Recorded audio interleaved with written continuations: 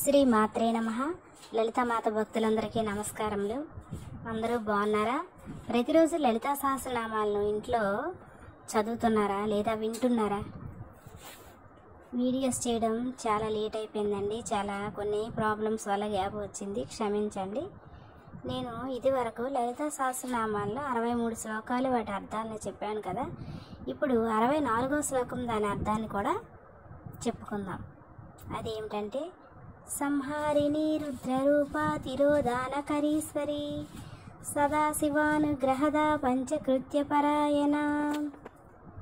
సంహారిణి అంటే ప్రళయకాలంలో ఉన్న వస్తువులన్నింటినీ, అంటే సకల చరాచర జగత్తును తనలో కలుపుకునేది.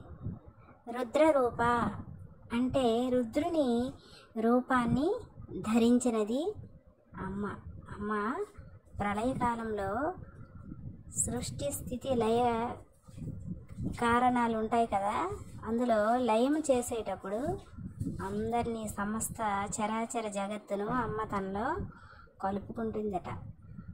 రుద్రరూప అంటే రుద్రుని యొక్క రూపాన్ని ధరించినది, రుద్ర రూపంలో ఉంటుంది. తిరోధానకరీశ్వరి అంటే మరుగుపరుచుటను చేస్తున్నదట. అమ్మ మరుగుపరుస్తుందట.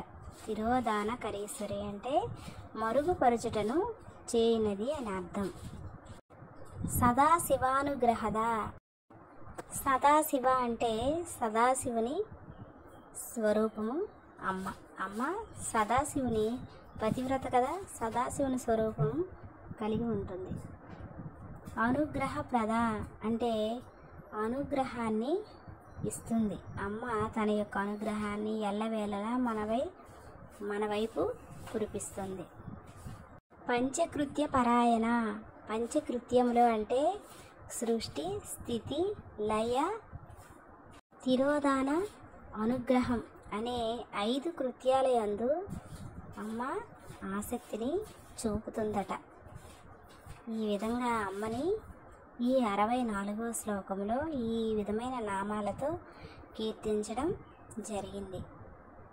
అయితే నా వీడియో కనుక మీకు నచ్చినట్లయితే వీడియోని లైక్ చేయండి. మరిన్ని ఆధ్యాత్మిక అంశాల కోసం, పూజల కోసం, పరిహారాల కోసం, ఇత్యాది విషయాల కోసం నా ఛానల్ని సబ్స్క్రైబ్ చేసుకోండి. వీడియో కనుక మీకు నచ్చినట్లయితే లైక్ చేయండి. మీ ఫ్రెండ్స్కి, ఫ్యామిలీ మెంబర్స్కి షేర్ చేయండి. నన్ను ఎంకరేజ్ చేయండి. శ్రీ మాత్రే నమః.